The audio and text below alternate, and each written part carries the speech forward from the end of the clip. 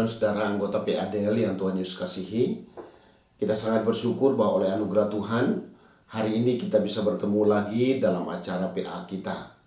Acara PA hari ini adalah PA perdana di tahun 2023. Sebelum kita memulai belajar firman Tuhan, saya mengajak kita berdoa. Mari kita berdoa. Bapa di surga, dalam nama Tuhan Yesus, kami datang kepadamu. Kami memuji Engkau, kami menyembah Engkau, kami mengagungkan Engkau, karena Engkaulah Tuhan kami, Engkaulah Allah kami, Engkau hidup dan Engkau berkuasa. Terima kasih untuk kasih-Mu yang nyata dalam hidup kami sampai saat ini. Kami bersyukur bahwa oleh anugerah Tuhan, Tuhan mempertemukan kami lagi untuk belajar bersama firman Tuhan. Mohon hikmat dari Roh Kudus menjadi bagian kami, agar kebenaran firman Tuhan hari ini menjadi berkat untuk kami semua. Dalam nama Tuhan Yesus, kami sudah berdoa. Amin. Bapak, Ibu, dan Saudara, mari kita membuka satu bagian firman Tuhan dari kitab Sefanya pasal yang ketiga, ayat 16 sampai ayat yang ke-20. Firman Tuhan berkata demikian. Pada hari itu akan dikatakan kepada Yerusalem, janganlah takut, hai Sion, janganlah tanganmu menjadi lemah lesu. Tuhan Allahmu ada di antaramu sebagai pahlawan yang memberi kemenangan. Ia bergirang karena engkau dengan sukacita. Ia membaharui engkau dalam kasih-Nya. Ia bersorak-sorak karena engkau dengan sorak-sorai, seperti pada hari pertemuan raya. Aku akan mengangkat malapetaka daripadamu, sehingga oleh karenanya engkau tidak lagi menanggung celah. Sesungguhnya pada waktu itu aku akan bertindak terhadap segala penindasmu, tetapi aku akan menyelamatkan yang pincang, mengumpulkan yang terpencar, dan akan membuat mereka yang mendapat malu menjadi kepujian dan kenamaan di seluruh bumi. Pada waktu itu aku akan membawa kamu pulang, yakni pada waktu aku mengumpulkan kamu, sebab aku mau membuat kamu menjadi kenamaan dan kepujian di antara segala bangsa di bumi, dengan memulihkan keadaanmu di depan mata mereka. Firman Tuhan. Demikian pembacaan firman Tuhan. Kita akan merenungkan firman Tuhan ini, belajar bersama firman Tuhan ini di bawah tema merindukan kebangunan rohani, atau dengan kata lain merindukan penyegaran iman. Merindukan sebuah kehidupan rohani yang lebih baik dari saat-saat sebelumnya. Tuhan sesungguhnya menghendaki supaya dalam hidup ini keadaan rohani kita tidak mengalami stagnan.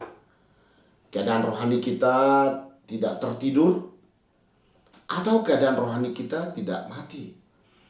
Tapi keadaan rohani kita itu terus dibangunkan, terus disegarkan, terus dikobarkan untuk makin maju dalam Tuhan. Bapak Ibu tentu juga merindukan supaya keadaan rohani secara pribadi maupun kita bersama-sama semakin lama semakin baik dari keadaan sebelumnya. Bapak Ibu, mengapa kita merindukan kebangunan rohani? Saat seperti apa seseorang merindukan kebangunan rohani terjadi dalam hidupnya? Saat seperti apa seseorang merindukan sebuah kegerakan rohani atau hasrat rohani yang berkobar-kobar dalam hidupnya? Bapak Ibu yang dikasihi Tuhan, saat mana seseorang merindukan penyegaran rohani itu? Kalau kita memperhatikan di dalam ayat yang ke-16, itu disebutkan bahwa janganlah takut hai Sion, janganlah tanganmu menjadi lemah dan lesu. Ada saat tertentu di mana keadaan kita itu berada dalam keadaan yang lemah, dalam keadaan yang lesu. Dan dalam keadaan seperti itu, dalam keadaan lemah dan lesu seperti itu, kita butuhkan sebuah kebangunan rohani yang membuat kita yang lemah menjadi kuat, membuat kita yang lesu menjadi bersemangat lagi, bergairah lagi. Saat seperti apa kita butuh kebangunan rohani atau revival, kegerakan rohani dalam hidup kita? Yang pertama, ketika hidup Kristiani kita tidak lagi penuh dengan sukacita dan gairah. Bapak Ibu, dalam menjalani tahun ini, adakah kehidupan Kristiani kita dipenuhi dengan sukacita? Dan ada gairah, ada semangat yang terus berkobar dari hidup kita. Tantangan memang ada, kesulitan memang ada. Tapi apakah di tengah-tengah tantangan dan kesulitan ada sukacita, ada gairah yang berkobar dalam hidup kita? Seandainya kita mengalami kesulitan untuk itu, maka kitalah orang yang membutuhkan kegerakan rohani atau kebangunan rohani. Yang kedua, saat seperti apa seseorang membutuhkan kebangunan rohani? Ketika kebenaran hanya ada di benak kita dan tidak kita praktikkan. Ketika kita tahu firman Tuhan, kita belajar melalui PA, kita tahu firman Tuhan, tapi sayang, firman Tuhan itu hanya sampai di benak kita, tapi tidak nyata dalam praktek hidup tiap-tiap hari. Kalau begitu, kita butuh kebangunan rohani yang membawa kita untuk melangkah melakukan setiap kebenaran firman Tuhan yang telah kita ketahui. Yang ketiga, saat seperti apa kita membutuhkan kebangunan rohani? Ketika kita tidak lagi peduli dengan saudara kita yang masih terhilang.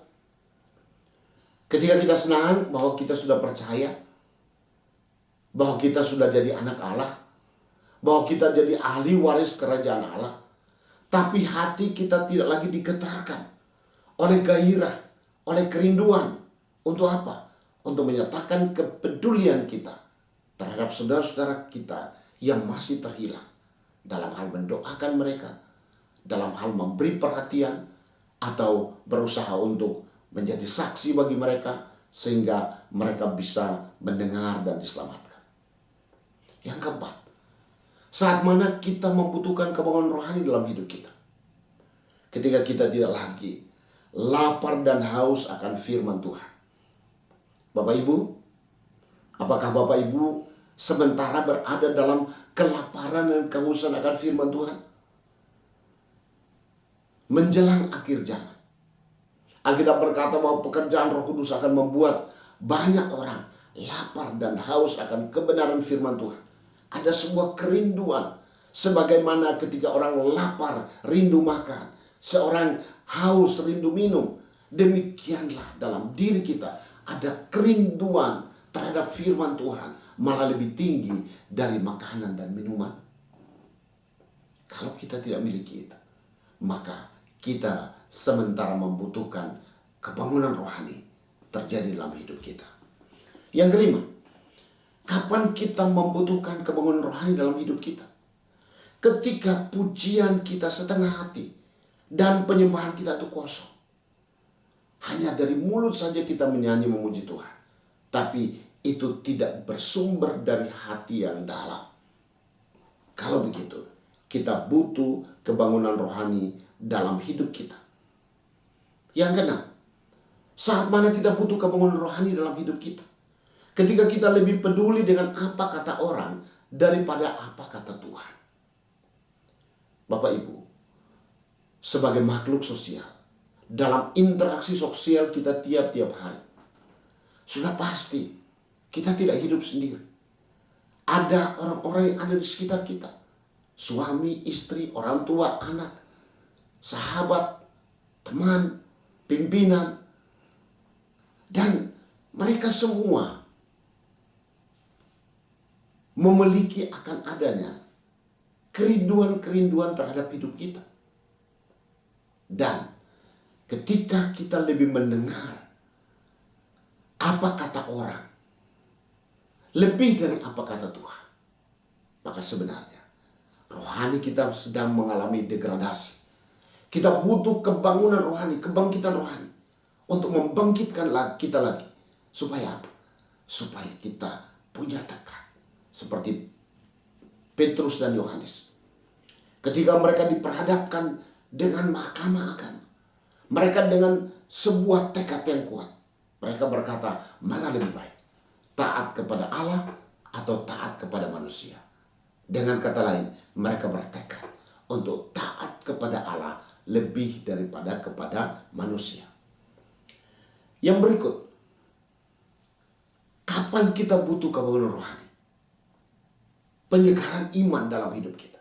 Ketika kita kurang atau tidak berbeda dengan dunia sekitar kita. Kita tetap serupa dengan dunia. Kita tidak berubah, kita tidak berbeda. Yang bohong terus bohong. Terpengaruh. Yang dalam keadaan hidup dalam kehidupan dalam dosa apapun. Dia terus saja hidup dalam dosa. Maka sebenarnya pada waktu itu, pada saat seperti itu, dia butuh kebangunan rohani. Yang kedelapan, kapan seseorang butuh kebangunan rohani dalam hidupnya? Saat seseorang sebagai manusia dia bisa jatuh. Tapi ketika seorang jatuh dan dia tidak lagi berduka atas kejatuhannya karena menyesali dosa yang ada. Dia pikir baik-baik saja. Malah mungkin dia bangga dengan dosa. Saudara, Bapak Ibu, saat seperti itu sebenarnya kita sedang membutuhkan kebangunan rohani. Apalagi saat seperti apa kita butuh kebangunan rohani dalam hidup kita. Ketika kita tidak melatih iman dan percaya bahwa Allah sanggup melakukan hal yang mustahil. Masalah, persoalan, kesulitan ada di sekitar kita. Tapi di tengah-tengah situasi seperti itu, ketika seseorang tidak lagi belajar percaya bahwa Allah sanggup melakukan hal-hal yang mustahil. Allah sanggup membuat mujizat. Allah sanggup menyatakan kemuliaan. Maka pada saat seperti itu, sebenarnya dia butuh revival yang mengubah dia. Bahwa Allah itu ada. Allah itu berkuasa. Kasihnya hebat. Dia sanggup merubah segala sesuatu. Dan bagi dia tidak ada yang mustahil. Yang terakhir, kapan seseorang membutuhkan kebangunan rohani dalam hidupnya? Ketika api Roh Kudus tidak lagi membakar hati, baik secara pribadi, tetapi juga dalam konteks gereja. Untuk apa? Untuk melaksanakan amanat agung Tuhan Yesus. Dia berpikir, ketika seorang berpikir, oh amanat agung itu bukan saya. Amanat agung untuk orang lain. Aku tidak dipanggil untuk menjalankan amanat agung. Oh Bapak Ibu dan Saudara, amanat agung adalah hal yang utama bagi kita sebagai murid-murid Kristus. Sehingga ketika api Roh Kudus tidak lagi membakar hati kita. Untuk apa? Untuk melaksanakan amanat agung. Maka sebenarnya kitalah orang yang membutuhkan revival. Atau membutuhkan kegerakan. Membutuhkan penyegaran iman di dalam hidup kita. Bapak Ibu yang dikasihi Tuhan. Nabi Sefanya dalam kitab Sefanya ini, secara khusus kalau kita lihat dalam pasal yang pertama, ayat 14, ayat yang ke-15, sebenarnya di sana dia mengingatkan, Sefanya mengingatkan Yerusalem mengenai datangnya hukuman Allah yang sangat mengancam. Sefanya berbicara tentang hari Tuhan yang hebat, hari Tuhan yang dahsyat, hari Tuhan yang luar biasa itu. Mengapa? Nabi Sefanya perlu menyampaikan sebuah berita tentang penghukuman yang hebat itu. Karena orang Israel pada waktu itu hidup dalam kompromi dengan dosa. Mereka memiliki Allah yang kasihnya kuasanya hebat. Tapi mereka seringkali terpengaruh oleh adanya ibadah kepada Baal maupun Asyera. Bahkan Bapak Ibu, dalam konteks yang melatar belakangi ini, ibadah kepada Baal lebih menggairahkan daripada ibadah kepada Tuhan. Ibadah kepada berhala lebih menggairahkan daripada beribadah kepada Tuhan. Ibadah kepada sesuatu yang mati lebih menggairahkan kepada ibadah kepada Allah yang hidup dan berkuasa itu. Bapak, Ibu, dan saudara yang dikasihi Tuhan, Sefanya mengingatkan bukan hanya kepada umat Tuhan pada waktu itu, tapi dia juga mengingatkan kita semua, gereja masa kini. Dan juga dia mengingatkan seluruh dunia bahwa apapun yang sementara berlangsung, dunia dengan semua kehebatan, kemewahan, keindahannya, satu kali kelak semuanya akan berakhir. Di satu sisi dia juga mau membesarkan hati orang saleh. Sebenarnya itu ingin menyampaikan kepada setiap orang yang beriman bahwa apa yang kamu lakukan bagi Tuhan itu tidak sia-sia.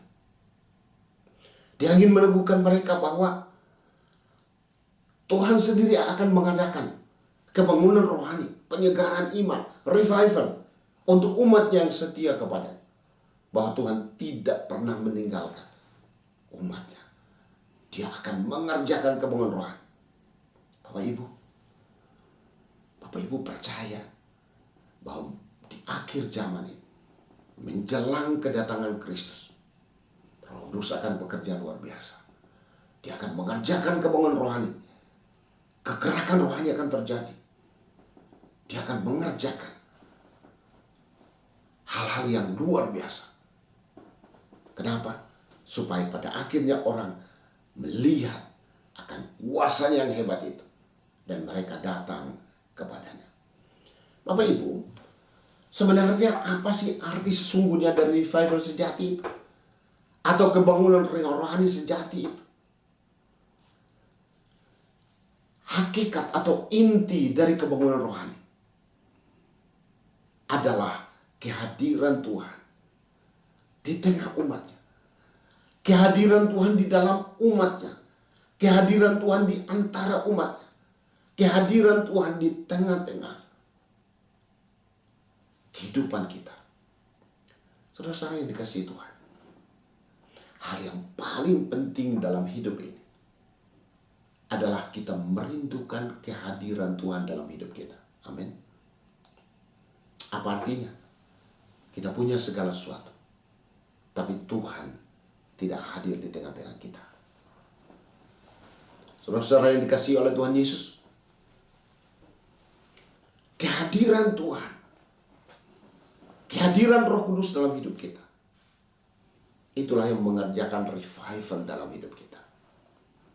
Itu sebabnya Bapak, Ibu, dan Saudara, mari kita memiliki cara berpikir sedemikian sampai menempatkan kehadiran Kristus dalam hidup kita adalah sesuatu yang lebih penting dari segala sesuatu. Kalau Kristus hadir, maka ada revival, ada pembaharuan, ada kegerakan, ada kebangunan rohani, ada kemajuan pekerjaan Tuhan. Saudara merindukan kebangunan rohani? Saudara merindukan revival? Nantikan itu untuk hidup kita secara pribadi. Nantikan kegerakan itu untuk keluarga kita. Tuhan, aku menantikan kehadiran-Mu supaya ada kegerakan rohani di tengah-tengah keluargaku. Nantikan kehadiran Tuhan yang membawa kegerakan rohani di tengah-tengah kerabat kita. Nantikan itu, kegerakan rohani, kebangunan rohani di kota kita. Nantikan itu, kehadiran Tuhan supaya ada kegerakan rohani, kebangunan rohani di tengah-tengah bangsa kita, bangsa Indonesia. Tapi kita juga menantikan kegerakan rohani itu terjadi di antara segenap suku, kaum, dan bahasa. Di dalam ayat 16, firman Tuhan berkata, janganlah tanganmu menjadi lemah dan lesu. Memang kesulitan ada, tapi janganlah tanganmu menjadi lemah dan lesu. Kita berdoa supaya oleh anugerah Tuhan kita mendapatkan kekuatan. Mungkin ada masalah yang membuat kita lemah dan lesu, tetapi dengan kehadiran Tuhan, karena memang kehadiran Tuhanlah di antara kita, di dalam kita, itu yang mampu mengubah apapun keadaan kita. Kalau kita dalam keadaan yang lemah, ketika Tuhan hadir, maka yang lemah berubah menjadi kuat. Ketika berada dalam keadaan lesu, tidak lagi bergairah, tidak lagi bersemangat. Tapi ketika Tuhan hadir dalam hidup kita, hadir di antara kita, maka kelesuan itu bisa berubah menjadi gairah yang luar biasa. Saudara rindu menjalani hidup ini dalam kekuatan dari Tuhan. Menjalani hidup ini dalam gairah atau semangat yang berkobar dari Tuhan. Nantikan itu dalam hidup kita. Kita butuh kebangunan rohani. Revival atau kebangunan rohani sejati berarti Tuhan membangunkan umatnya. Tuhan tidak mau kita terus tertidur dan mati. Tapi Tuhan mau kita bangkit. Kita bangun.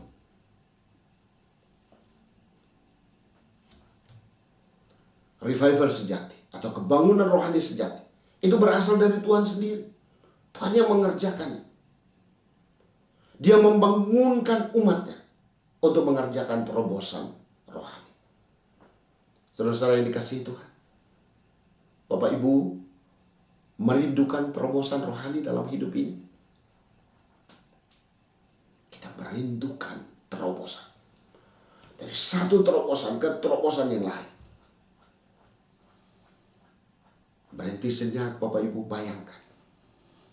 Dalam hal apa aku butuh terobosan di tahun ini? Tuhan mau mengerjakan terobosan itu dalam hidup kita.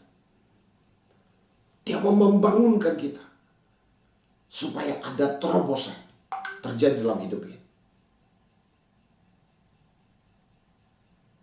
Kita nggak mau kan hidup ini begini-begini saja. Hidup ini menjadi monoton, yang pada akhirnya tidak bergairah. Kita mau ada terobosan.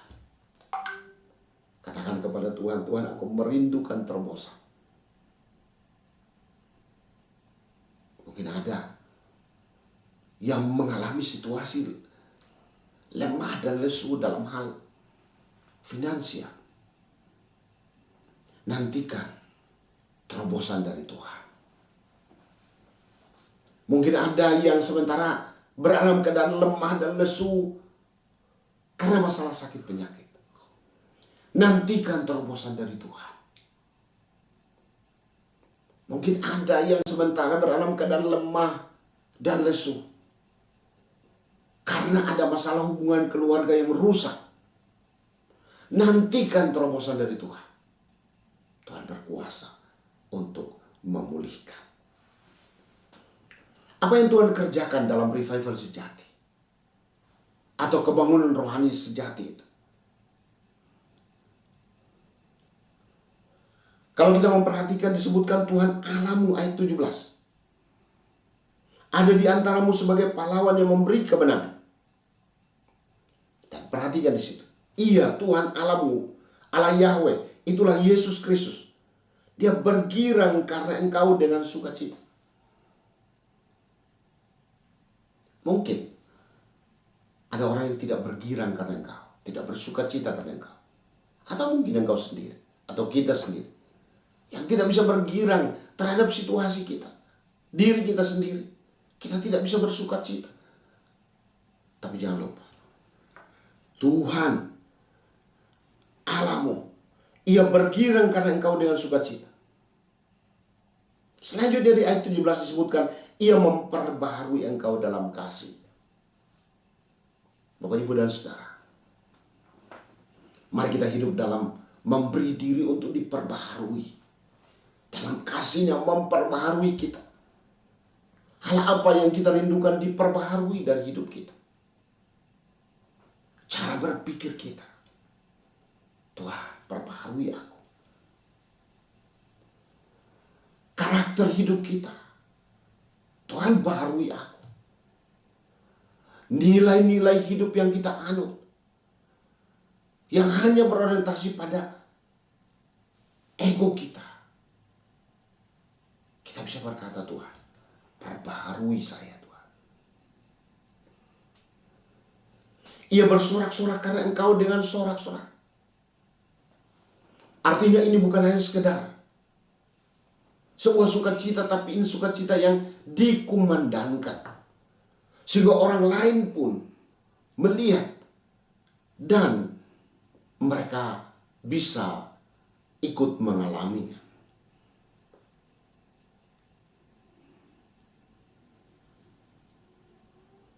Dia Tuhan sebagai pahlawan. Dia sanggup memberi kemenangan. Tidak ada masalah yang terlalu sulit. Dia sanggup memberi kemenangan. Asalkan Bapak Ibu, kita sebagai umatnya, mari berusaha untuk menikmati kehadiran Tuhan. Hidup kekristenan kita bukan hanya kita lihat sebagai sebuah agama. Hidup kekristenan kita ini bukan kita lihat hanya sebagai sebuah aktivitas. Tapi ini sebuah identitas hidup kita. Dan mari kita menikmati kehadiran Tuhan. Menikmati Tuhan. Bapak Ibu, apakah sebagai orang-orang yang sudah diselamatkan oleh Tuhan, dalam hidup ini kita menikmati kehadiran Tuhan? Sedemikian nikmatnya sampai kita berkata kepada Tuhan seperti Raja Daud, lebih baik satu hari di pelataran Tuhan daripada 1000 hari di tempat lain. Karena apa? Karena kita menemukan sebuah kenikmatan hidup yang kita tidak bisa temukan di tempat lain. Kita hanya bisa temukan di dalam Tuhan Yesus. Apakah kita juga mengalami pembaharuan? Apakah memasuki tahun ini kita dapat berkata, Tuhan terima kasih karena aku mengalami bahwa Engkau membaharui saya. Bahwa ternyata tidak hanya di dalam perkataan saya, tapi juga dalam kenyataan. Bahwa saya alami Tuhan ada dan mengubah hidup saya. Bagian apa dalam hidup saya yang kita sebenarnya rindukan supaya apa? Supaya Tuhan baharui dalam hidup saya atau hidup kita. Kita bisa katakan secara terus terang. Mungkin ada yang berkata, Tuhan, baharui cara berpikirku. Kenapa? Aku itu kalau berpikir negatif terus. Aku berpikir dalam pikiranku ada hal-hal yang tidak berkenan di hadapan. Baharui saya Tuhan. Tapi mungkin ada yang berkata begini, Tuhan, berbaharui mulutku. Kenapa? Aku sering berbohong. Aku sering mengatakan yang tidak benar. Kata-kataku tidak membangun. Kata-kataku malah lebih merusak dan menghancurkan. Ampuni saya Tuhan. Atau mungkin ada yang berkata, Tuhan baharui hati saya. Hati saya yang memiliki kepahitan terhadap seseorang. Hati saya yang menyimpan kebencian. Hati saya yang menyimpan dendam. Perbaharui saya Tuhan. Perbaharui saya Tuhan. Itu revival. Atau mungkin kita berkata, tangan saya. Saya butuh Tuhan perbaharui. Karena tangan saya, dari tangan saya mengambil atau melakukan sesuatu yang tidak benar. Di sisi apa Bapak Ibu? Kita butuh diperbaharui sehingga kita alami bahwa ini bukan soal teori, tapi ada kenyataan bahwa saya diubahkan. dalam bagian yang kalau secara manusia saya sendiri tidak bisa berubah. Tapi ternyata Allah yang adalah pahlawan itu memberi kemenangan dengan cara mengubah hidup saya. Puji Tuhan. Iman tanpa perbuatan pada hakikatnya mati. Mendapatkan kemenangan. Kemenangan atas masalah dan persoalan hidup. Memang kadang-kadang kita terus terang ada saat-saat tertentu mungkin bingung. Kenapa saya sudah ikut Tuhan sungguh-sungguh, tapi kok masalahnya tambah banyak? Oh saudara, silakan. Masalahnya ada dan mungkin tambah banyak. Tapi jangan lupa bahwa di dalam Kristus engkau mendapatkan kemenangan. Kita mendapatkan kemenangan dari Tuhan. Bapak Ibu percaya bahwa ada kemenangan dalam Tuhan Yesus. Revival atau kebangunan rohani adalah perayaan kehadiran Tuhan. Bahwa Tuhan hadir dan Tuhan memperbarui hidup kita. Sekarang mari kita lihat tentang akibatnya. Apa akibatnya kalau sudah terjadi sebuah kegerakan rohani, sebuah kebangunan rohani, sebuah revival yang sejati? Apa akibatnya? Pertama, kalau ada kegerakan rohani, itu akan berakibat pada daya tarik. Tuhan sebagai pahlawan yang mengerjakan kemenangan-kemenangan itu menjadi daya tarik. Mari kita lihat ayat 18. Di ayat 18 disebutkan begini. Aku akan mengangkat malapetaka daripada. Tuhan yang angkat malapetaka itu. Saudara-saudara yang dikasihi Tuhan, aku akan bertindak terhadap penindasmu. Malapetakanya diangkat. Orang-orang yang punya rancangan yang jahat terhadap hidup kita. Tuhan yang bertindak. Bukan kita. Kita terbatas, Bapak Ibu. Kita terbatas. Tapi jangan lupa ada Tuhan. Tuhan membela. Tuhan yang bertindak untuk setiap orang yang menindas atau memperlakukan segala sesuatu yang tidak baik terhadap kita. Dan Tuhan juga berjanji bahwa Dia akan menyelamatkan yang pincang. Inilah pemulihan. Malapetaka diangkat. Menghadapi para penindas atau orang-orang yang jahat terhadap hidup kita. Dia selamatkan kita. Tapi di ayat 20 dia berbicara tentang Dia akan mengumpulkan yang terpencar.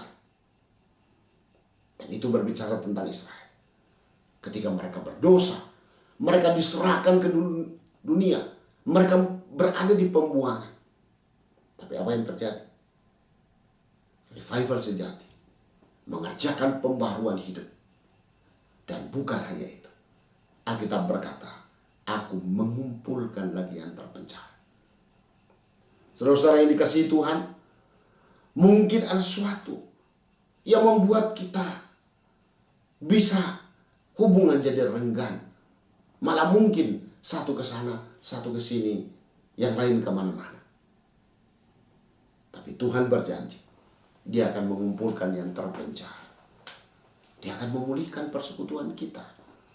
Percayalah, revival sejati akan berakibat pada persekutuan yang lebih baik. Suami istri yang bermasalah, sehingga terpencar. Istri kemana, istri ke sana, suami ke sini, anak kemana-mana.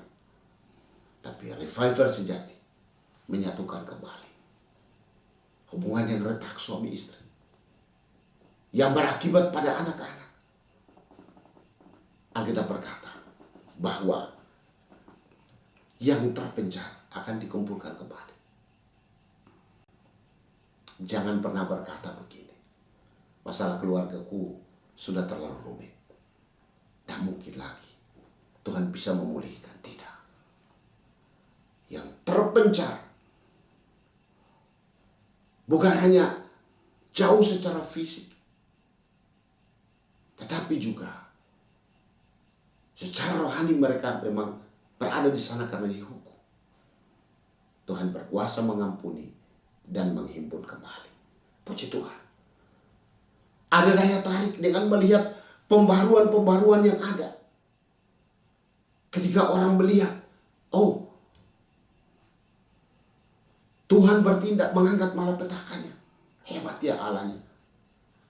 Oh, ternyata dia dibela oleh Tuhan. Oh, ternyata dia diselamatkan oleh Tuhan. Oh, ternyata mereka dikumpulkan, dihimpunkan, kehidupan relasinya dipulihkan. Maka itu menjadi daya tarik untuk orang datang kepada Tuhan. Revival sejati berakibat pada banyak orang datang kepada Tuhan. Karena melihat terobosan yang ada, melihat pembaruan-pembaruan yang ada. Tapi revival sejati juga bukan hanya menyebabkan orang lain datang. Ada daya tarik untuk datang kepada Tuhan melalui hidup kita yang telah mengalami revival. Tapi revival sejati juga memiliki daya ekspansi. Kalau kita memperhatikan di ayat yang ke 20, Alkitab berkata pada waktu itu, aku akan membawa kamu pulang, yakni pada waktu mengumpulkan kamu. Sebab aku akan membuat kamu menjadi kenamaan dan kepujian di antara segala bangsa di bumi. Apa artinya itu? Ayat 20 ini menunjukkan bahwa Allah mau membuat kamu menjadi kenamaan dan kepujian di antara segala bangsa di bumi dengan memulihkan keadaanmu di depan mata mereka. Firman Tuhan. Artinya apa? Pemulihan yang Tuhan kerjakan di tengah-tengah umatnya memiliki juga daya ekspansi. Bahwa melalui hidup mereka yang telah diperbaharui, maka mereka akan menjadi saksi. Sehingga di sini disebutkan bahwa segala bangsa di bumi itu mereka akan melihat. Mereka akan dapat berkat karena itu menjadi kesaksian bagi mereka. Puji Tuhan. Bahwa revival atau kebangunan rohani bukan hanya untuk kita, tapi juga untuk orang lain juga. Kita bangga, kita sangat bersyukur, kita memuji Tuhan untuk kebaikan yang hebat atas hidup kita. Kita sangat bersyukur bahwa Allah sementara mengerjakan revival atau kebangunan rohani atau kegerakan rohani yang luar biasa. Dan Tuhan mau supaya kita terlibat dalam kegerakan itu. Jangan sampai hanya sekedar menjadi penonton terhadap kegerakan itu. Revival itu. Tapi kita mau supaya kita terlibat. Dan kita menjadi bagian dari kegerakan itu. Sehingga hidup kita secara pribadi diberkati. Tetapi juga kita menjadi berkat bagi banyak orang. Kiranya Tuhan memberkati kita. Amin. Mari kita berdoa. Tuhan Yesus, terima kasih untuk kebenaran firman Tuhan. Kami merindukan supaya kebangunan rohani yang Tuhan kerjakan di zaman Sefanya, Tuhan juga kerjakan dalam kehidupan kami, dalam kehidupan pelayanan kami, baik itu di tengah-tengah keluarga, kerabat kami, sanak saudara dan teman, tapi juga di tengah-tengah gereja kami dan bangsa ini. Kami doakan supaya oleh pertolongan Tuhan, oleh anugerah Tuhan, terjadi kebangunan rohani. Kami merindukan supaya kebangunan rohani itu juga bisa dialami oleh setiap anggota keluarga kami yang mungkin dalam keadaan suam-suam atau makin menjauh dari Tuhan. Biarlah oleh anugerah Tuhan mereka dapat dijangkau, mereka dapat dimenangkan lagi untuk Tuhan Yesus. Tuhan, terima kasih bahwa kami boleh beroleh kesempatan untuk bersama-sama juga memohon berkat dari Tuhan. Berkati kami semua Tuhan Yesus. Biarlah kami terus dalam keadaan sehat. Kami dipenuhi dengan sukacita. Berkati semua anggota PADL bersama dengan seluruh keluarga. Berdoa Tuhan Yesus untuk semua anak atau cucu yang sementara belajar diberi hikmat, kemampuan oleh Tuhan untuk belajar dengan baik. Tapi kami juga berdoa untuk mereka yang bekerja, supaya Tuhan juga berkati, supaya pekerjaan mereka berhasil beruntung. Kami juga berdoa supaya Tuhan Engkau bekerja bagi mereka yang tidak memiliki pekerjaan, supaya Tuhan buka jalan memberikan pekerjaan. Supaya mereka yang saat-saat ini membutuhkan calon teman hidup yang terbaik Tuhan berikan. Kami berdoa supaya setiap anggota keluarga kami yang dalam keadaan sakit disembuhkan di dalam nama Tuhan Yesus. Terima kasih Tuhan. Kami juga berdoa supaya kiranya Tuhan Engkau berkenan memberkati keadaan bangsa dan negara kami. Doa kami untuk Bapak Presiden dengan semua anggota kabinet dan semua jajaran pemerintahan yang sampai dekat dengan kami. Tuhan Engkau berkati. Terlebih kami berdoa untuk Bapak Presiden, supaya hikmat, keberanian dari Tuhan terus menjadi bagian hamba-Mu untuk terus mengambil keputusan-keputusan yang tepat guna demi kemajuan bangsa dan negara kami. Kami berdoa Tuhan secara khusus saudara kami, Bapak Luhut Panjaitan, yang ada di dalam pemerintahan saat ini. Kami bersyukur bahwa sejauh ini Tuhan sudah pakai hamba-Mu secara indah dan luar biasa. Kerinduan kami supaya di waktu mendatang pun Tuhan memakai hamba-Mu secara indah dan luar biasa lagi. Tuhan terima kasih.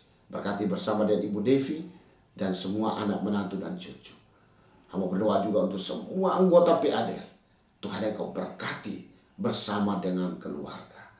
Tuhan kami pun berdoa untuk gereja-gereja di seluruh Indonesia, supaya kami terus bergandeng tangan bersama menjadi garam dan terang di tengah-tengah bangsa kami ini. Kami juga berdoa supaya Tuhan Engkau kiranya berkenan memberkati secara khusus untuk para misionari. Dimanapun mereka berada dalam pelayanan, Tuhan mencukupkan semua keperluan, Tuhan mengurapi dan memakai mereka menjadi berkat bagi banyak orang. Terima kasih Bapa. Inilah doa kami. Kami percaya bahwa Tuhan mendengar doa kami dan Tuhan menjawabnya. Karena semuanya kami alaskan dalam Kristus Yesus Tuhan yang mengasihi kami, yang mau mendengar doa kami dan pasti menjawabnya. Bapak Ibu Saudara sekalian, arahkan hati kepada Tuhan dan terimalah berkatnya. Anugerah Tuhan Yesus Kristus dan kasih Allah Bapa serta persekutuan dengan Roh yang Kudus kiranya menyertai saudara sekalian saat ini dan terus kekal selama-lamanya. Amin.